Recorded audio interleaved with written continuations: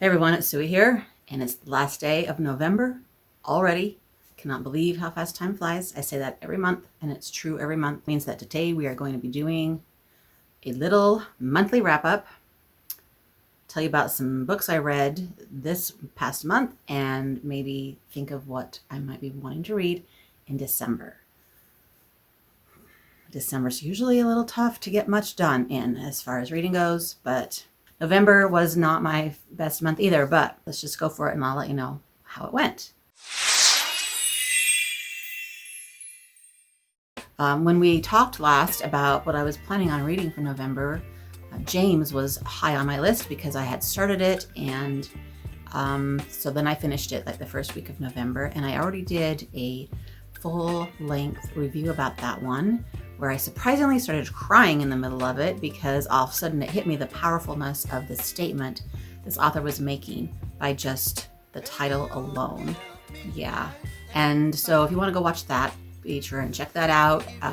This has been a really popular book this past year, so I'm pretty sure everyone knows that it is a reimagining or retelling of a Huckleberry Finn story from the point of view of Jim, who is the slave that ends up being with Huckleberry on his adventures. Like I've said before, I was able to see Percival Everett, the author, in October, and it was awesome to hear him talk about writing this book and some of his other books and some of his philosophies about things, and it was really cool. And then I finished the Heartstopper series, which I had started in October, I think. No, I started the first book earlier this year, and then in October I read volume 2 and 3, and then in November I read 4 and 5.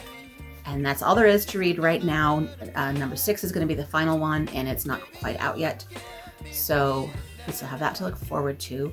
But I just totally fell in love with all these characters, and it's just such a heartwarming, happy, mostly story, even though it deals with all these different things all these kids are having to face in their life. And so, but I just really loved how it's done. Sometimes those things are done kind of in an in-your-face, preachy, agenda-y way, and sometimes they're just done like, here's our story and this is what we're dealing with, and it's so much better that way, if you know what I mean. I don't know if I can articulate it, but that's why I enjoyed that one so much, because it doesn't seem to be so preachy. It's just their life and what they have to deal with. So if you're unfamiliar, it's a graphic novel. So I just love the style of art. I don't know how to say that. The drawings. I loved the style. So I really enjoyed those. Then I also read The Art Thief for book club, which I also did a full length, it's not very long, but a full length review about that crazy story. That one was surprisingly compelling to read, and it was made for a really great book club discussion. So if anybody's looking for a book club book, that's a good one. It's real short, it's real easy to read, people will love it. So, and it's lots to talk about. But that's the story of this kid, basically, a young kid in France in the mid-1990s. For years, he and his girlfriend just took things out of museums, hundreds and hundreds of items out of museums. So it's their story and how they got caught. It's fascinating. So that was that one. And then, and then I finished listening to Making It So by Patrick Stewart, his memoir. Started this one in October. Then the library, Libby, took it back, and then I got it back and finished it while I was doing some Christmas crafting, which is one of my favorite things to do, is listen to an audio while I'm sewing or whatever I'm doing. You know, I don't crochet. I hear that crocheting and listening is a really great combination, but I sew on the machine. So anyway, that one was kind of a longer-ish memoir than what I usually listen to. So it took me those couple of sessions. But his story is fascinating. His life is fascinating. Listening to him talk is awesome the whole way through. He's lived quite the life. He started out pretty poor in working class town in Britain, and just decided he loved loved acting, and so his goal was to be on the Royal Shakespearean stage in Stratford-upon-Avon, and he got his goal. And then he was so good there that people were starting to ask for him to be in movies and TV shows, and then he ended up in Star Trek. And he didn't even know what it was. So anyway, Star Trek: The Next Generation was sort of my favorite Star Trek, I think. I watched a lot of the originals, but I loved The Next Generation. And so it was really fun for me to hear his story and hear the stories about all those people on that show. I also really liked Voyager, but Next Generation was the one that I loved the most, I think. And then I read a book by my friend for our beta reading that we've been doing this month. I'm pretty sure everyone knows what beta reading is, but just in case, that is when writer friends get together and after they finish a book, they read each other's books. And well, that's kind of alpha reading, actually. They read each other's books when they're in a very rough draft form and give a lot of feedback. Alpha reading is actually more like you're reading it chapter by chapter as people are finishing chapters. So the reason I call it beta reading is because we actually decided to finish the whole book, and then we gave each other our finished, complete story. And so then we put it on our Kindles and read it as if it was just a regular book. Didn't even worry about like critiquing it or editing it. We just read them as a book. So I finished one of those, and I'm working on the other one, and so I'm going to count that as my in December book I read in December. And I've learned that you can go onto Goodreads. Now see, this is what's funny about Goodreads, is if you can't track it on Goodreads, then it doesn't count. On my spreadsheet, I listed it and it counts as a book read. But I realized that you go into Goodreads and just search for beta read, and people have entered them as a beta read by anonymous. And so you can say, yes, I read that, and then it counts towards your book total. So I'm absolutely counting these beta reads towards my book total because they're obviously a book I read. I just can't really tell you about it because that feels weird to me for me to tell you about their book if they don't want people to know about it quite yet. But I can tell you that the one I finished in November was a middle grade fantasy about the Selkie stories from Scotland. And it was really cute and really fun, and I hope she can continue with it and maybe get published someday. And then the one I'm reading now, I will tell you about in December, but it is another middle grade fantasy. So that's my total for November. I feel like I should have gotten more read. The Heartstopper books literally take me an hour to read, so I feel like I can barely count them, but of course I'm counting them. Graphic novels count.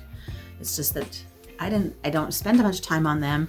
So when you look at all my totals, I should have read more. Making It So was only a couple of hours more listening. So what am I doing? I don't know. So in December, what should I read in December? I'm going to be reading, nothing is ever here anymore to show you. Okay, so I'm going to be doing a reread of Pure Nessie by Susanna Clark for book club in December. I am also have started, I am not prepared with any books to show you. I started the second book in the Beartown series by Frederick Bachman, and I always forget how the name of it goes. Us against you, me against you, us against you, me against you, something like that. Anyway, that one I'm having a struggle getting going on. It's not calling to me, and so I'm just not really sticking with it very good. I feel like everything I've read so far is sort of a recap, and nothing's happening yet, and all these people are just sort of milling around in Beartown, and I'm just like, okay, let's get to the story.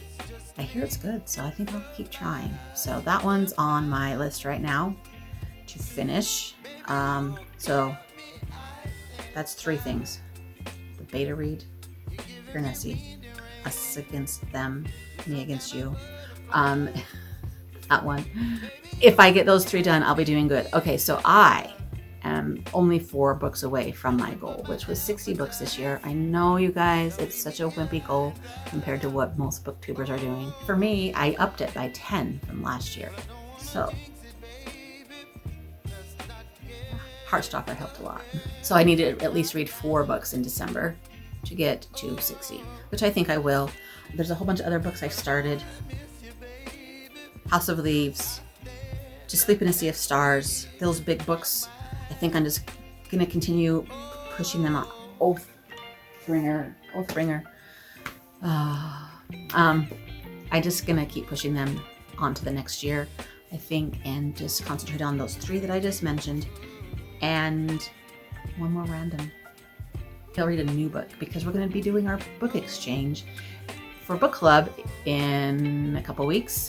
And I might end up with a great book that I just want to read instantly. So maybe that will be my 4th book. And I would show you the book that I've got to share with my book exchange. But it's going to be a surprise. I need to wrap it before anybody sees it. Even Tori can't see it. Because she's going to be part of that exchange and I don't want her to know what book I have. Okay, I also kind of want to finish this one, which I've said for a couple of months now. I'm not finish it, start it. Read the 3rd of this series. But it's a big, huge, fat thing. So, who knows? Anyway, those are my ideas for December. And then we start a whole new, clean slate year. I'll probably keep my goal about 60. That's about my sweet spot, I think. And I look forward to new challenges. The Pop Sugar one is going to be dropping probably this weekend, tomorrow, Monday. I'm not exactly sure. And that one's always fun. I don't necessarily try to do seek out books that are filling the prompts, but I read what I'm reading and then see how it fills the prompts. Do you get what I'm saying? And I find it to be just as fun that way. So that's all I have for you. Happy December and holidays, and enjoy everything. And life is crazy, and have fun with it. And I hope I can do the same because there's lots going on. So until next time, bye.